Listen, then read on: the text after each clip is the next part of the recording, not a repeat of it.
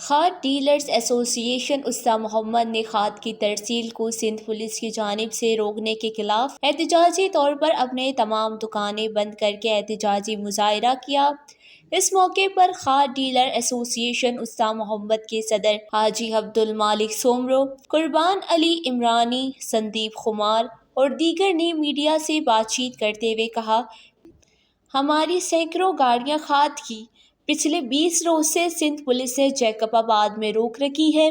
मगर हमारी इंतजामिया खामोश तमाशाई बनी हुई है। उन्होंने कहा कि हम सूबाई वजीर दाखिला Mir Zubair Khan Jamali, chief secretary Balochistan commissioner Nasirabad, deputy commissioner Usta Mohammad से मुतालबा करते हैं फौरी तौर पर खाद की गाड़ियों को सिंध से छुड़वा कर डीलर के हवाले किए जाए, दीगर सूरत में एहतजाज का दायरा वसीला करेंगे। वश न्यूज़, उस्ता मोहम्मद, बलूचिस्तान।